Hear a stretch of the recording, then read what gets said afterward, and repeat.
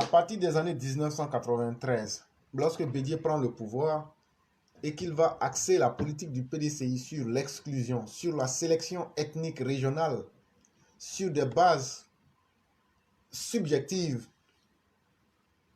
qui sont fondées sur l'origine des différents citoyens ivoiriens, le PDCI signe son arrêt de mort. Le PDCI signe sa lettre d'exécution pour devenir un parti qui ne sera replié que sur lui-même et, il faut le dire sans se tromper, sur l'identité Akan, Baoulé en particulier. Bédié a transformé ce parti qui était un parti national et je dirais même au départ un parti panafricain parce que le PDCI a été créé à Bamako en 1946. Et quand on regarde le combat que ce parti avec d'autres partis comme le PDG et autres ont mené, le PDG c'était le Parti démocratique guinéen, ont mené durant un moment dans l'Afrique. C'était un modèle qu'il fallait copier et amplifier.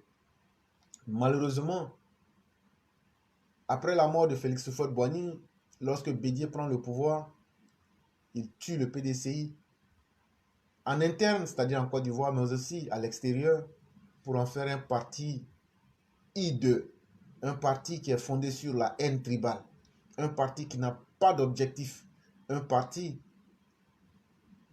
qui n'est aujourd'hui que l'homme de lui-même. Et donc, il n'est pas étonnant que les Ivoiriens puissent s'en séparer comme l'on fuirait la peste.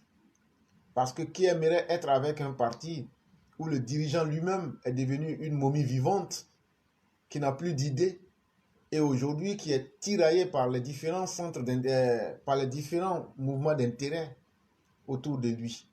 Voilà la réalité du PDCI. Et donc, dans le désarroi que vit le PDCI,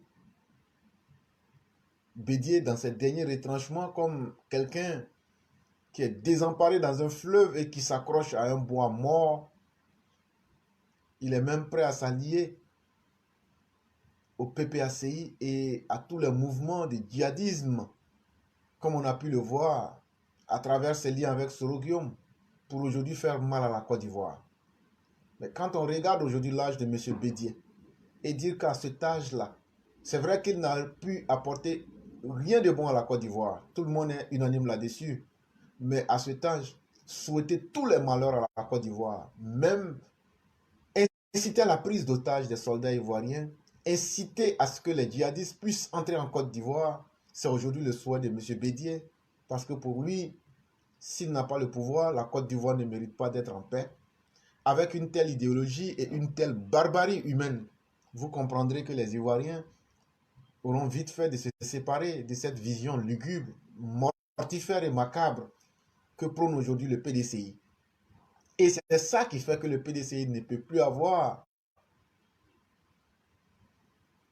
l'engouement qu'il avait de par le passé. Surtout qu'on se souvient qu'en vérité, ce sont les populations du nord de la Côte d'Ivoire qui faisaient la force du PDCI.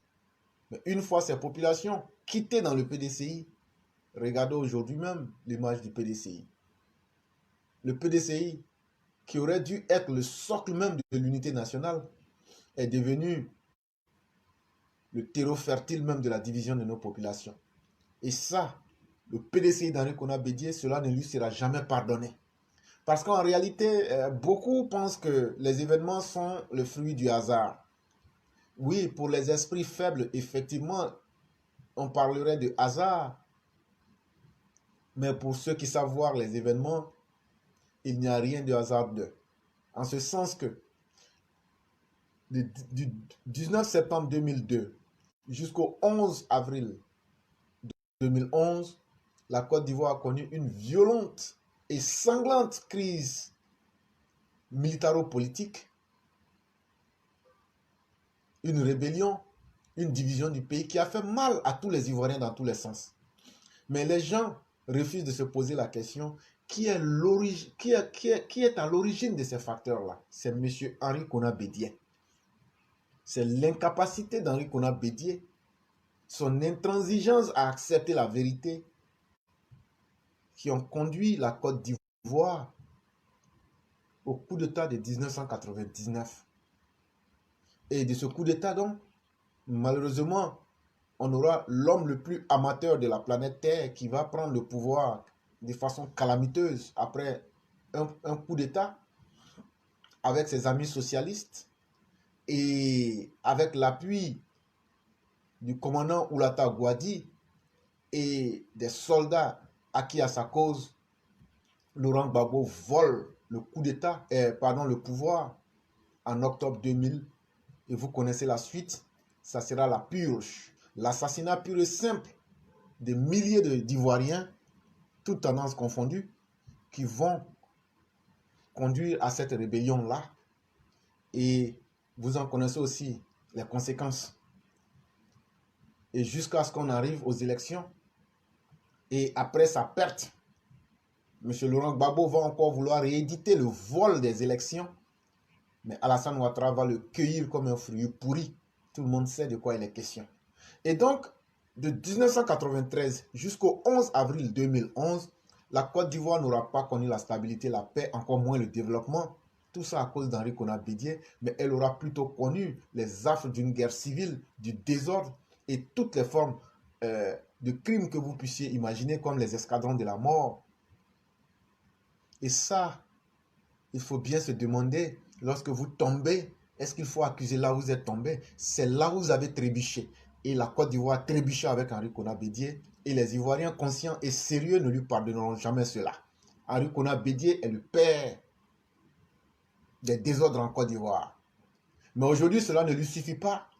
En 2023, Henri Konan Bédié n'a pas hésité à soutenir les djihadistes, narcotrafiquants, analphabètes, gros grains de Bamako, à prendre en otage injustement sur la base du faux des soldats ivoiriens.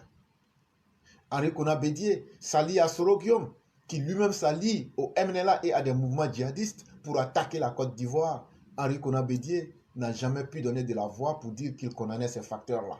On se souvient des attaques de Kafolo, on se souvient des attaques multiples dans le nord de la Côte d'Ivoire. Pour Henri Konan Bédié, tant que ce sont les populations du nord qu'il déteste à fond, qui peuvent mourir, pour lui, il n'y a rien à faire. Les choses vont mieux.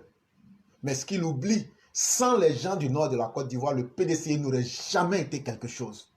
Et le PDCI, lorsque les gens du nord ont laissé le PDCI entre les mains de Bédié pour qu'il ait le PDCI daocronien, mais voilà l'image que le PDCI a aujourd'hui. Un parti mort-vivant, un parti zombie. C'est ça aussi qui est la réalité qu'il faut dire aux Ivoiriens. Et donc, mesdames et messieurs, faisons beaucoup attention. Il n'y a aucunement de hasard sur la terre. Il y a des événements pour que les gens intelligents sachent faire les liens et tirer profit pour pouvoir évoluer. Et ceux qui pensent qu'il y a le hasard vont toujours être condamnés à revivre les mêmes facteurs.